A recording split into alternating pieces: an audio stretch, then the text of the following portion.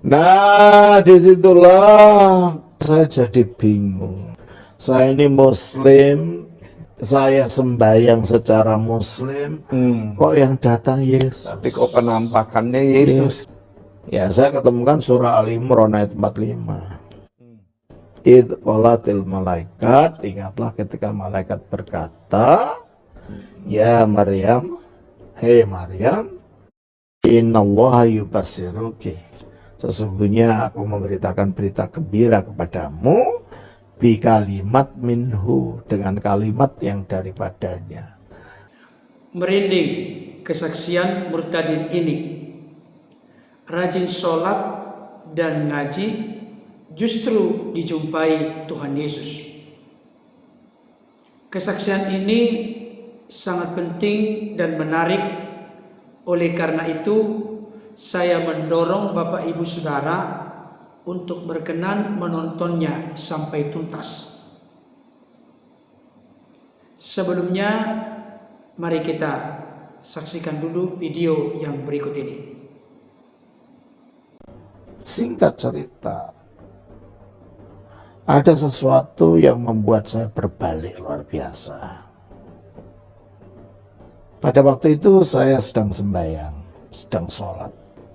Saya sedang sholat di kamar saya, dan rumahnya waktu itu ya di kampung ya, belum ada listrik.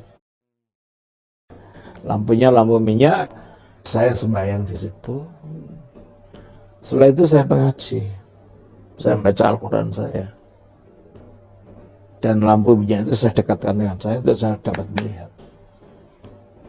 Nah, di tengah-tengah saya membaca ini, tiba-tiba kamar saya yang temaram itu menjadi terang benderang. Saya sudah terang benderang ini, seperti ada lampu, iya lampu yang menerangi saya yang gitu, sangat ya. terang. Lalu di depan saya itu ada terang lain, tapi membentuk sosok, menyilaukan mata saya, tapi saya masih kelihatan wajahnya. Tapi itu terang gitu loh. Tiba-tiba saya kayak merasa lumpuh, tangan saya, kaki saya, semuanya saya merasa lumpuh, tidak bisa berbuat apa-apa. Tapi saya masih sadar gitu loh. Bukan saya pingsan. Dalam hati saya bertanya, Anda ini siapa? Nggak terucap ya? Nggak bisa. Orang tangan saya bergerak aja nggak bisa. Kau gitu Iya, ya. hanya di dalam hati saya. Saya ngomongnya dalam bahasa Jawa. Panjenengan menika sinten? Anda ini siapa? Saya lihat mulutnya bergerak, tapi saya tidak mendengar suara apa-apa. Tapi terasa di hati jawaban itu, aneh kan itu? Nggak didengar telinga. Tapi terasa di hati. Dan saya ngerti yang ngomong. Kalau bahasa Indonesianya, akulah yang selama ini kamu cari.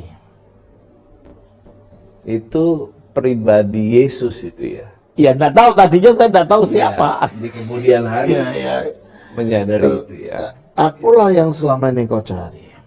Kalau engkau ingin diselamatkan, ikutlah aku. Menawa kowe kepingin diselamatake nderek aku. Bahasa Jawanya. Kalau engkau ingin diselamatkan, ikut aku. Saya bingung. Saya melihat penglihatan 3 kali. Oh, iya. Jadi ini 3 kali berturut-turut penglihatan yang sama ini, dengan dialog yang berbeda. Nah, setelah penglihatan yang pertama saya bingung kan. Sudah melihat itu, lalu saya lari, saya ketakutan. Jangan-jangan karena saya minum air serani, ini jin datang. Ada orang yang mengatakan juga, sampai sekarang pernah ada yang menanggapi kesaksian saya, katanya, bagaimana itu tahu itu Tuhan, kalau bukan setan gimana? Ya kalau itu setan yang baik. Kenapa? Menuntun saya kepada percaya kepada Kristus. Kalau itu betul setan. Dan tidak mungkin setan menuntun orang kepada Kristus, karena dikatakan di dalam 1 Korintus 12 ayat 3, tidak ada seorang pun yang mengatakan Yesus itu Tuhan kecuali oleh Roh Kudus. Jadi kalau itu memang betul setan atau jin, ya sudah, silahkan aja. Toh iman saya bukan berdasarkan penglihatan itu. Penglihatan itu hanya pemicu untuk saya mengetahui lebih jauh tentang ajaran Injil. Seandainya itu setan, monggo silakan aja. Karena saya pada akhirnya bukan itu yang saya sembah, saya langsung kepada sumbernya, yaitu kitab suci. Yang kedua,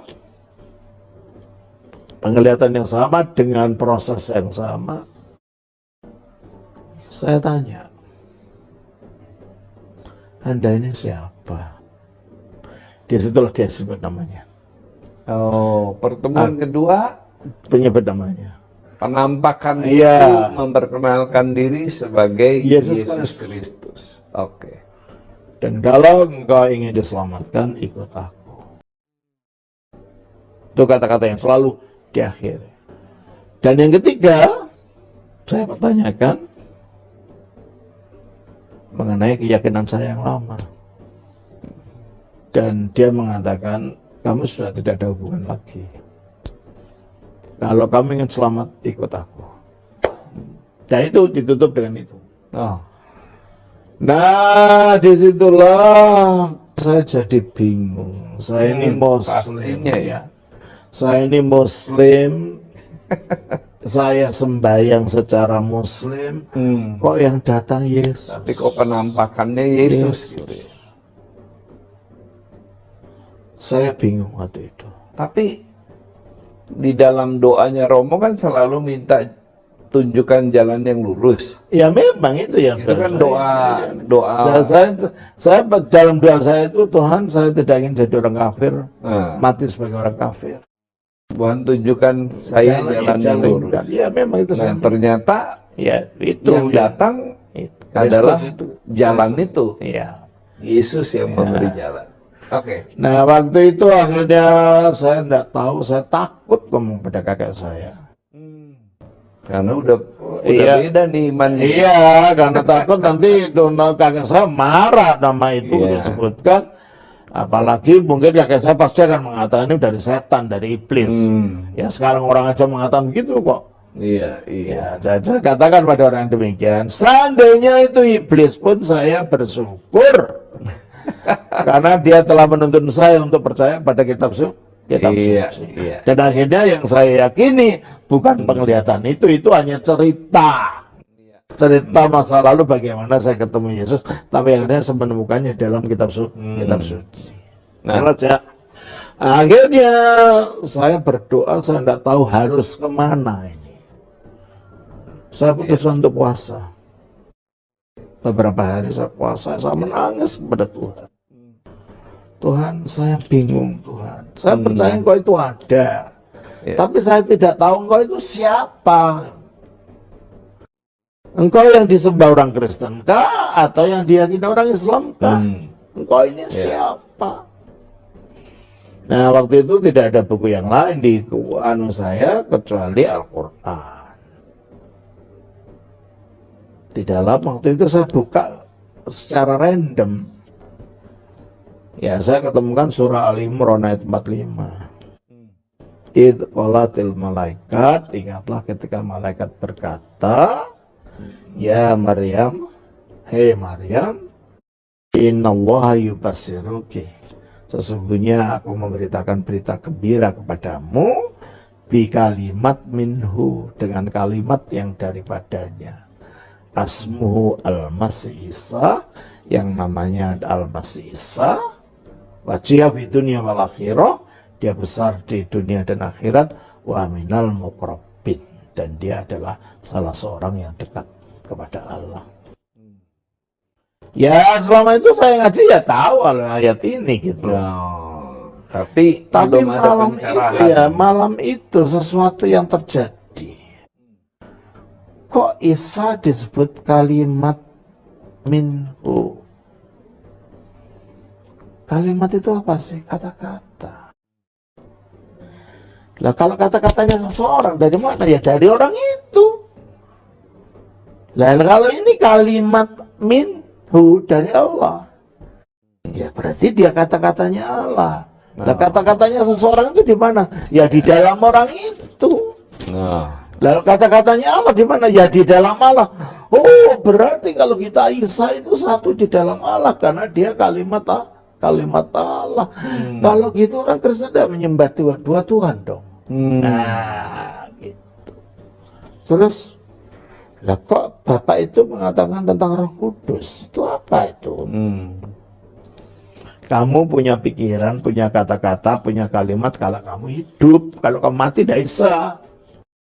Allah itu Allah yang hidup. Dia punya firman, punya kalimat tadi karena dia hidup dan karena dia hidup di dalamnya punya roh. Jadi Allah yang satu itu punya firman dan punya roh sekaligus dalam dirinya. Kalau gitu orang Kristen tidak menyembah tiga Allah dong. Tuh. Ini dialog dalam batin. Dalam batin, ya dalam puasa. Batin. Iya waktu puasa itu. Tuhan Dan saya kasih masih tuntunan. SMA waktu itu. Nah kalau begitu, benar ya perkataan Sia. Di antara manusia ini kalau satu orang ingin mengenal orang yang lain, satu-satunya cara adalah dengan saling bercakap. Aku mengenal orang itu karena kata-katanya. Orang itu mengenal aku juga karena kata-katanya. Nah kalau aku mengenal Allah ya harus kata-katanya. Dan kata-katanya atau kalimatnya itu Isa. Aku harus percaya pada kata-kata Allah supaya aku bisa mengenal dia. Itulah pencerahan yang mau dapat saat berpuasa. Iya itu. Oke. Jadi itu titik balik Romo mengambil keputusan. Iya, Walaupun akhirnya nggak saya ada mengambil yang nuntun, keputusan. Ya. Akhirnya Nggak ada pendeta nuntun, gitu ya. Nggak ada rohaniawan yang menjelaskan. Wah, luar biasa ya. Ya itu. Hikmat Tuhan itu ya. Iya. Ya itulah akhirnya. Ya kalau begitu harus percaya pada Isa dong. Nah, karena saya tidak tahu caranya gimana. Tidak tahu orang Kristen yang lain. Dengan agak malu-malu saya datang ke Bapak itu lagi. Bapak guru itu. Guru itu. Walaupun dia udah KO. Gitu. Iya. dengan agak malu-malu saya datanglah ke beliau. Ada apa nak? Kata gitu. Ya, saya kan masih kecil kan. Iya. Enggak Pak, gereja di mana Pak? Loh, ada apa kok tanya gereja? Saya cerita, beliau senang sekali. Ya akhirnya itulah ceritanya bagaimana akhirnya saya menjadi Kristen. Baik Bapak Ibu Saudara, tadi kita sudah menyimak dan menyaksikan kesaksian dari hambanya Romo Daniel Biantoro, Ketua Umum dan pendiri Gereja Ortodoks Indonesia. Salah satu hal yang sangat luar biasa adalah beliau yang tadinya beragama Islam, tetapi dengan cara Tuhan lebih dari yang didoakan dan dipikirkan serta dimengerti oleh hambanya Romo Daniel Biantoro, Tuhan memanggil beliau dengan caranya yang ajaib. Saudara dikasihi Tuhan, kalau ada orang-orang dari luar sana yang berkata, orang-orang yang beralih keyakinan menjadi Kristen dari keyakinan atau agama yang dianut sebelumnya adalah orang-orang yang bodoh, orang-orang yang tidak pintar, tidak cerdas. Saya pikir secara khusus terkait dengan Romo Daniel Biantoro, dia adalah seorang yang sangat pintar. Beliau berkata waktu SD menjadi bintang kelas, SMP juga demikian. bahkan tingkat yang lebih lanjut. Saudara yang dikasihi oleh Tuhan, setelah beliau menjadi orang Kristen pun, dan sudah beberapa kali berinteraksi dengan beliau, dengan kata lain bertatap muka langsung. Ketika dulu masih menempuh jenjang pendidikan teologi, beliau salah seorang yang menjadi panutan dan teladan saya. Beliau menguasai bahasa Ibrani. Beliau juga sangat paham bahasa Yunani. Beliau juga mengerti dan memahami bahasa Arab. Bahasa Inggris pun menjadi tanda petik makanan sehari-hari baginya. Dan yang sangat luar biasa Bapak Ibu Saudara, Romo Daniel Biantoro ini adalah seorang yang sangat pakar dalam konteks sejarah gereja. Baik itu dari gereja mula-mula, dari zaman para rasul, sampai kepada konteks sejarah gereja sekarang ini. Beliau hafal tahun-tahunnya sedemikian banyak dan sedemikian rumit. Sangat luar biasa. Bahkan keunikan yang saya perhatikan, yang membuat Romo Daniel Biantoro ini berbeda dengan hamba-hamba Tuhan lain adalah ketika beliau mengajarkan firman Tuhan, selalu disertai dengan ayat-ayat firman Tuhan yang digali dan dieksplorasi sesuai dengan konteks. Kalau dalam istilah kita belajar teologi dulu, Romo Daniel Biantoro ini adalah seorang yang sangat biblikal. Ketika beliau membuat sebuah rumusan, bukan berarti lepas dari konsili-konsili yang ada, bukan berarti lepas dari pemikiran bapak-bapak gereja, tapi yang sangat membuat hati kita sangat dikuatkan dan diberkati sekaligus dicerahkan. Karena beliau selalu mendasari argumentasi atau bangunan teologi, bangunan pengajaran yang disampaikan, diajarkan oleh beliau, didasari dengan ayat-ayat yang sangat tepat. Dulu ada yang namanya 3 serangkai. Pendeta Dr. K.M. Yusuf Roni, Dr. Bambang Nursena, dan juga Romo Daniel Biantoro. Dari ketiga hamba-hamba Tuhan besar ini, saya mau kasih tahu, Romo Daniel Biantoro ini dikenal oleh ketiga orang yang dulu sangat dekat ini sebagai konkordansi berjalan. Beliau sangat luar biasa mengerti ayat-ayat firman Tuhan. Saudara yang dikasihi oleh Tuhan, dan yang paling luar biasa, beliau yang tadinya seorang yang beragama Islam atau Muslim, oleh karena cara Tuhan yang ajaib, akhirnya beliau percaya kepada Yesus sebagai Tuhan dan Juru Selamatnya. Dan bukan hanya itu, beliaulah yang pertama kali menjadi pendiri Gereja Ortodoks Indonesia di Indonesia ini. Sekaligus beliau menjadi ketua umum dengan gelar jabatan yang sering disebut dengan Archimandrit. Saudara yang dikasihi oleh Tuhan, tadi kita sudah menyimak dan menyaksikan bagaimana beliau begitu rajin sembahyang atau sholat. Demikian juga dengan berpuasa dan mengaji. Tetapi beliau yang sering bertanya, siapakah Tuhan itu? Kerinduan dan rasa lapar haus yang dalam untuk mengerti siapakah Tuhan itu. Maka oleh kasih karunia Tuhan, Tuhan menyatakan dirinya secara unik, eksklusif kepada hambanya Romo Daniel Biantoro, yang sampai beberapa kali dijumpai oleh Tuhan Yesus.